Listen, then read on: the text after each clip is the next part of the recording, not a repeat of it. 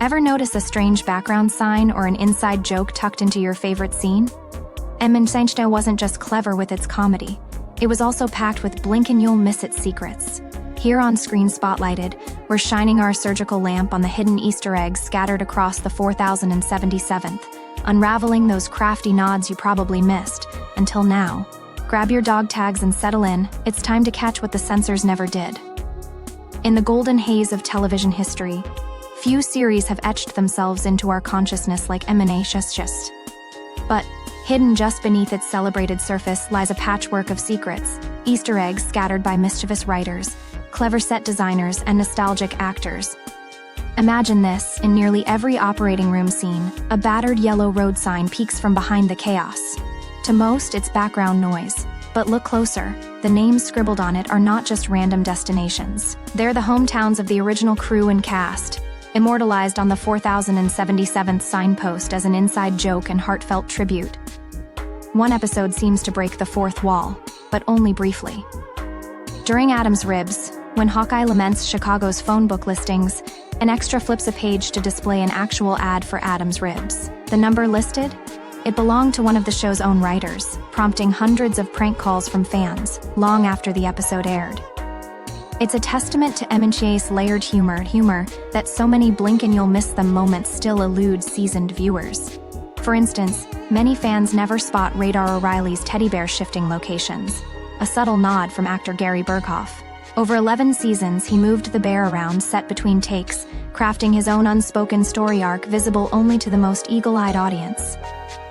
A quiet moment in Tuttle reveals a deeper homage. Watch as paperwork about the fictional Captain Tuttle is passed around, each sheet signed not just by characters, but by real production staff members as a sly nod to behind-the-scenes collaboration.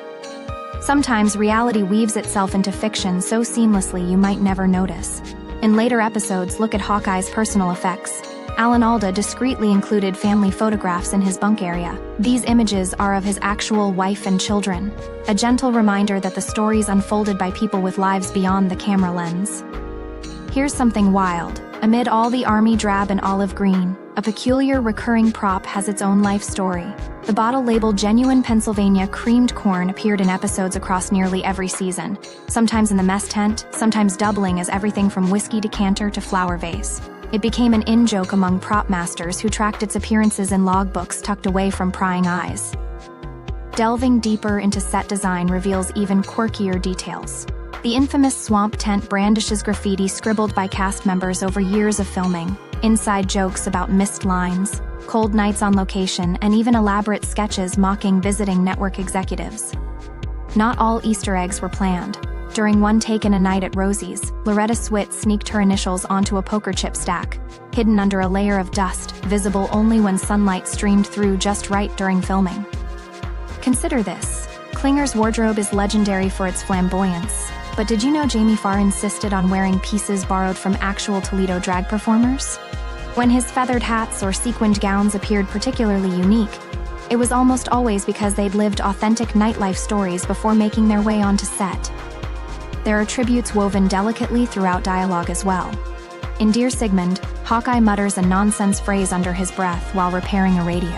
Phonetically, it's Hungarian for "Hello, Dad," spoken as a secret greeting to the sound technician whose father tuned in every week from Budapest.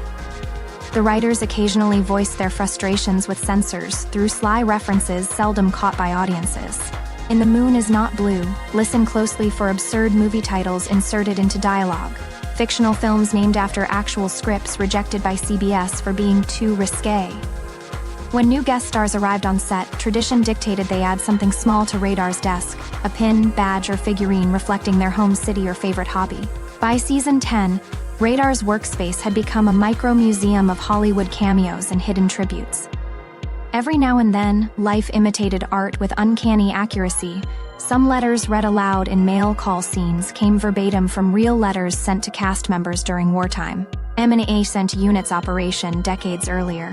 Memories folded into fiction so deftly that even actors sometimes forgot what was real and what was scripted. If you enjoyed these screen secrets, give us a like and hit subscribe so you never miss the spotlight.